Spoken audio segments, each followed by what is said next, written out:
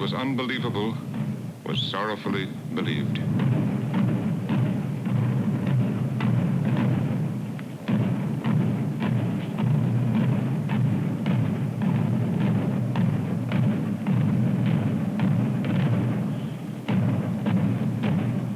By a bullet fired by a single man, the president was killed, and the entire nation was wounded.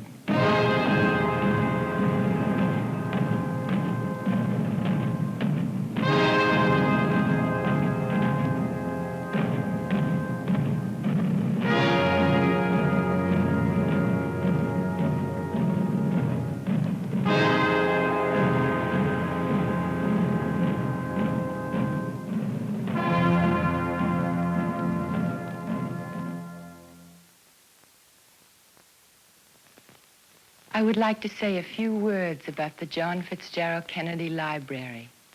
Many of you have visited other presidential libraries and know about the custom of establishing libraries to house the papers and memorabilia of every president when he leaves the White House. My husband had looked forward to retiring to his library at the end of his time in Washington and making his headquarters there, as President Truman does in Independence. That is why he chose the site for the library along the Charles River in Boston, near the scenes of his own youth at Harvard and in the midst of the varied educational community of Eastern Massachusetts. He wanted the library to play an ongoing role in preparing young men and women for lives of public service. He visualized it as a vital center of education and exchange and thought. Almost all of what the president and his family bring into the White House and collect there while they make it their home leaves the White House with the passing of power. While it is true that many personal belongings of the presidents are enshrined in their former homes, beautiful houses such as Mount Vernon, Monticello, and Ashlawn, for many years there was no one place where people could go to see all the things representative of a particular president and his administration.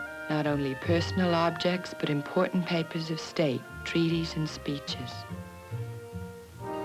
The year 1939 marked a change in this pattern. A joint resolution of Congress established the Franklin D. Roosevelt Library, located on the 33-acre site in Hyde Park, New York, near the final resting place of the President and Mrs. Roosevelt, and not far from the Roosevelt ancestral home. On the second floor, in the president's bedroom, is his wheelchair, rarely photographed, looking somehow unaccustomed to disuse. At this desk, the president wrote many of his famous speeches, such as the one he addressed to the University of Virginia. On this 10th day of June, 1940, the hand that held the dagger has struck it into the back of its neighbor. From earliest childhood, Franklin Roosevelt was an avid collector of everything: ship models, marine paintings, books, manuscripts, and stamps. His room recalls a vivid picture of the man we remember. It has been kept exactly as it was on the occasion of his last visit.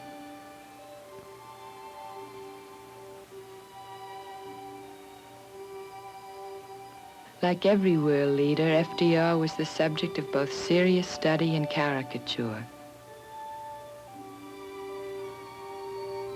This, one of his favorites, was unveiled at the 1940 Gridiron Dinner in Washington.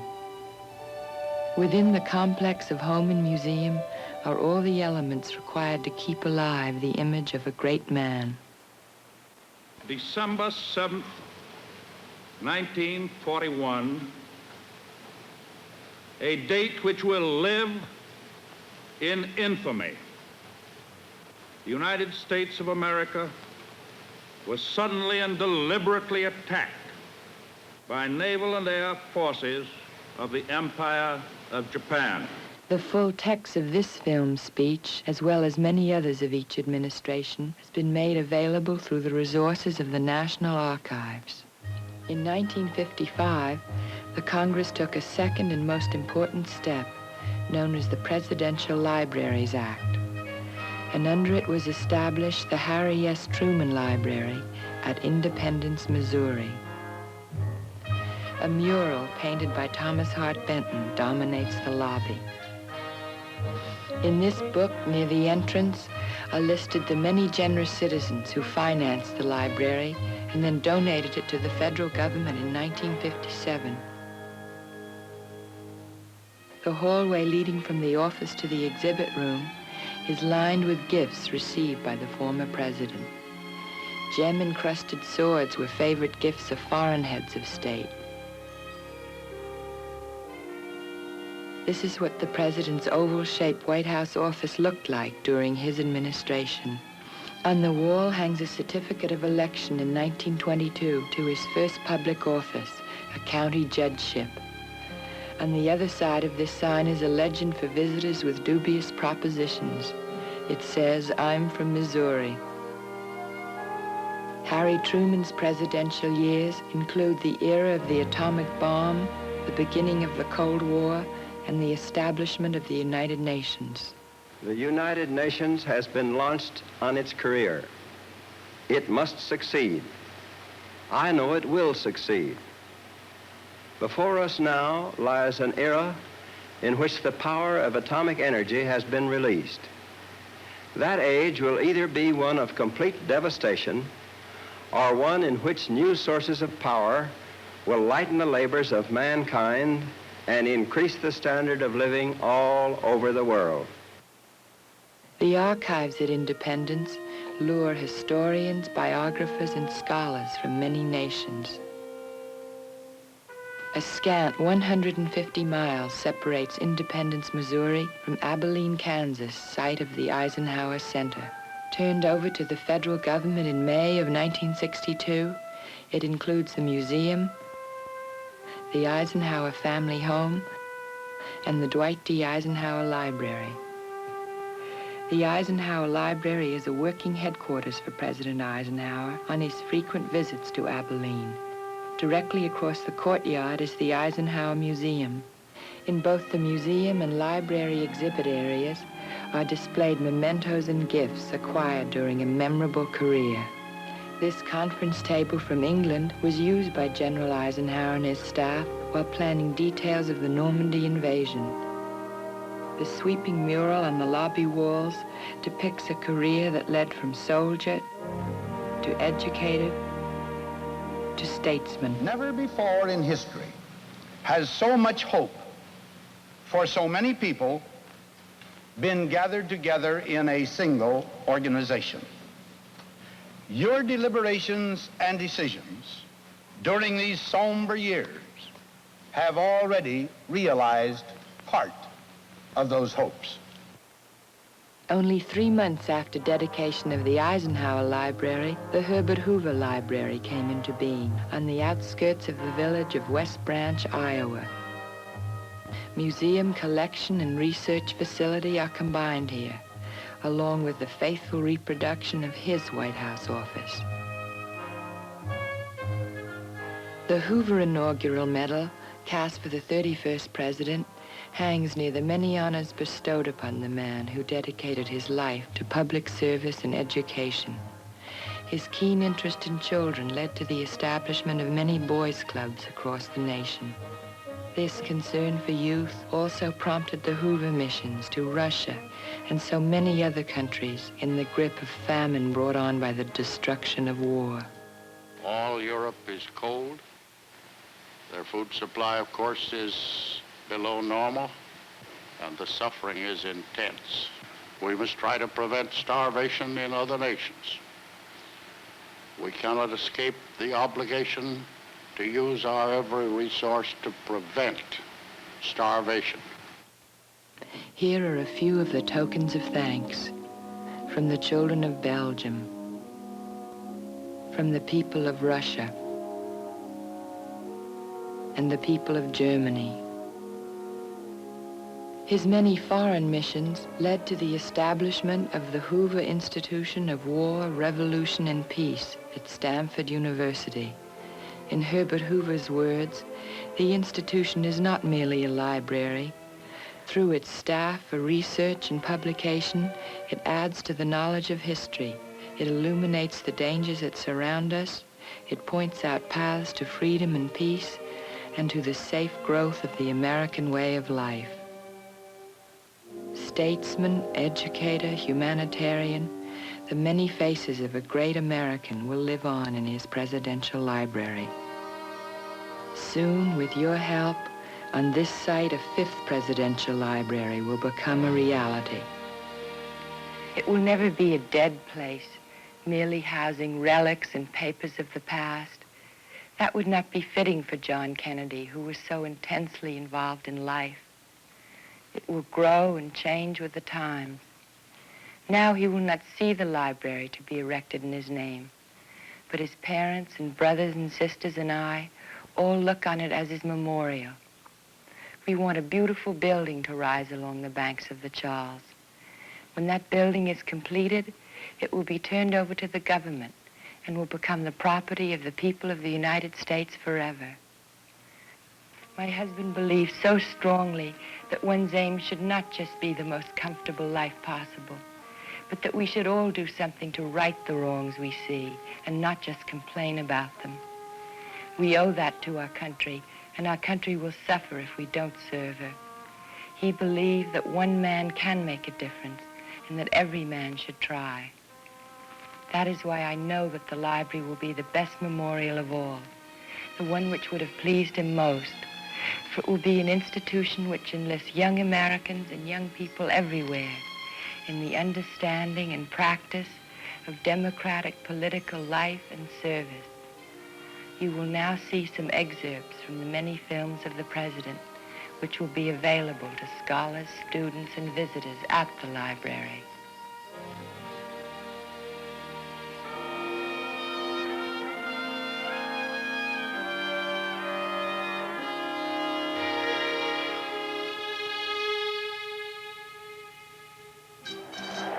Here, the people of free, democratic Mexico came together to welcome the 35th President of the United States, to welcome their neighbor, John Fitzgerald Kennedy.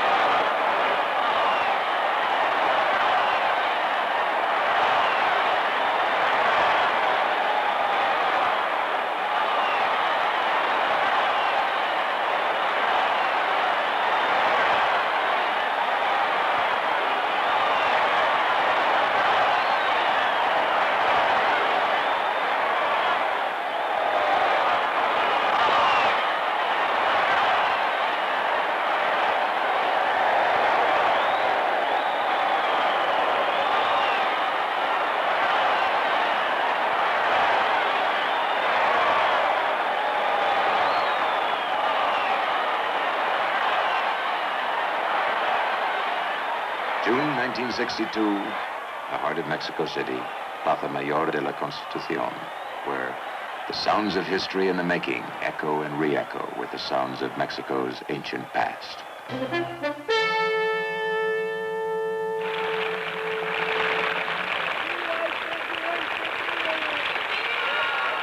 Let me say,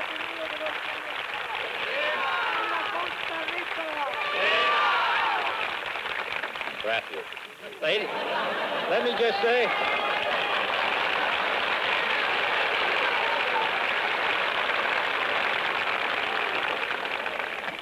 I want to express the thanks of all of us to you for having us here today.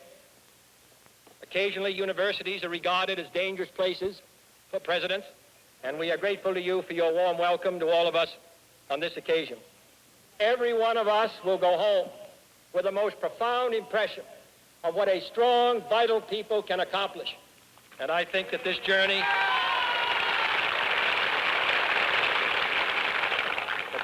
to Costa Rica has illuminated the minds of 180 million people of what a great opportunity and privilege we have to be associated together in our common cause.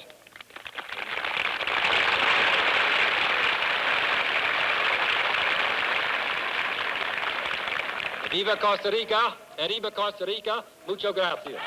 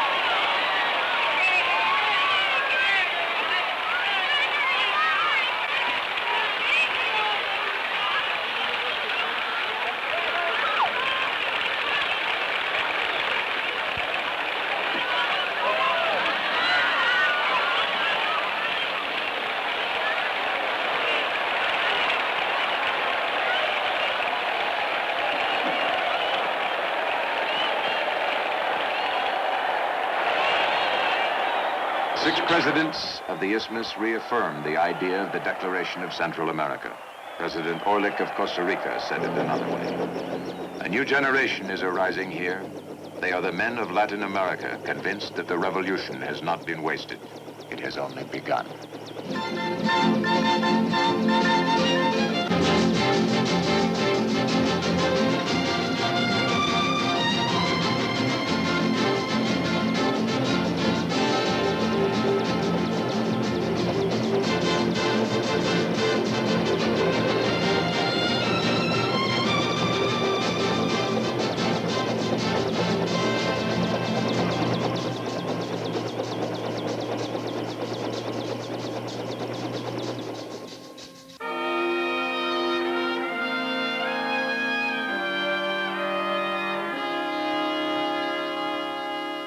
President Dufouet-Boigny, his wife, and the members of his party arrived at the White House for a state dinner given in their honor by President and Mrs. Kennedy.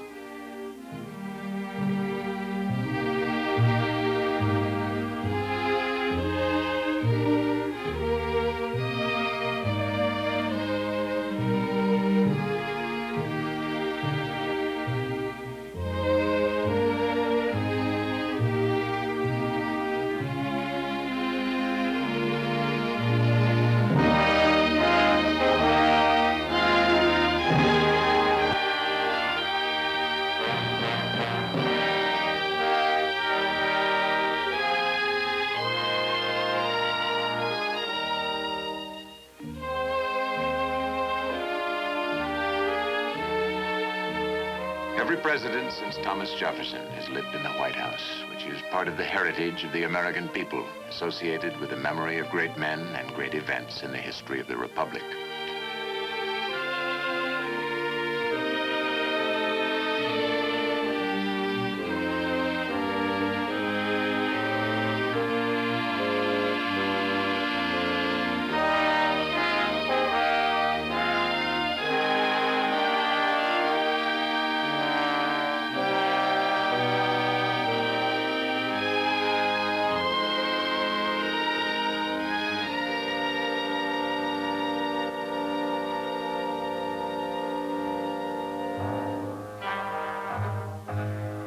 This statue of Andrew Jackson, popular hero and president of 135 years ago, faces the front of the White House, where President Boigny spent many hours in private conversation with President Kennedy.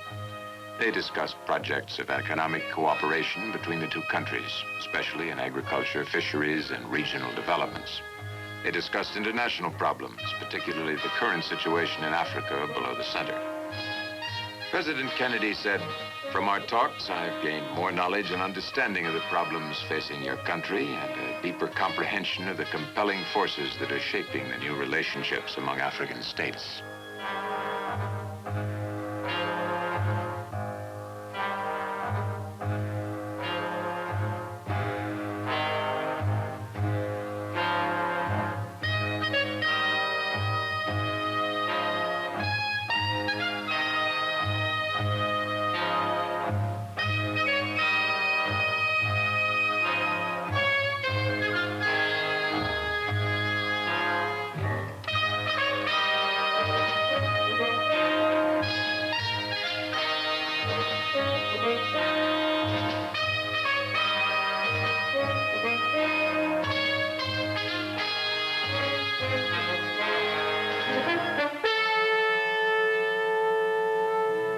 On June the 26th, a short distance from the wall and overlooking the east, the people of West Berlin welcomed a visitor, the President of the United States of America.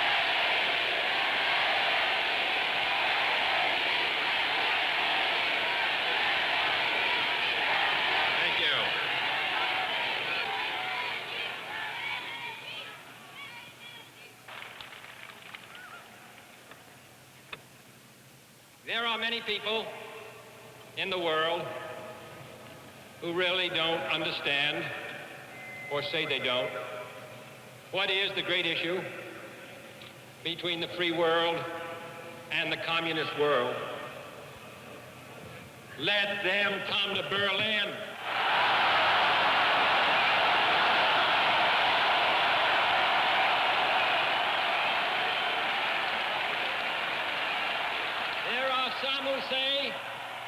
There are some who say that communism is the wave of the future.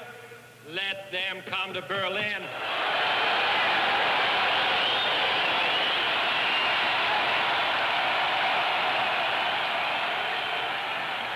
And there are even a few who say that it's true that communism is an evil system, but it permits us to make economic progress. Lass sie nach Berlin kommen. Let them come to Berlin.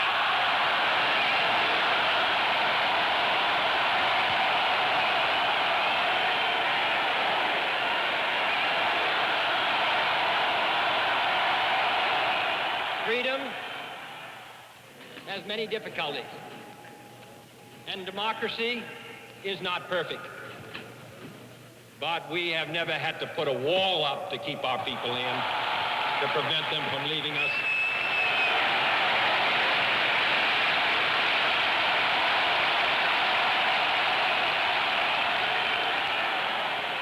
While the wall is the most obvious and vivid demonstration of the failures of the communist system, for all the world to see, we take no satisfaction in it, for it is, as your mayor has said, an offense not only against history, but an offense against humanity, separating families, dividing husbands and wives and brothers and sisters, and dividing a people who wish to be joined together.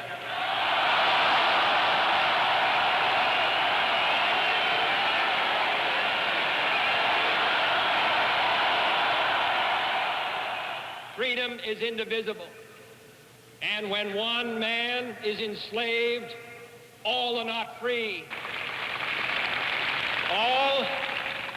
All free men, wherever they may live, are citizens of Berlin.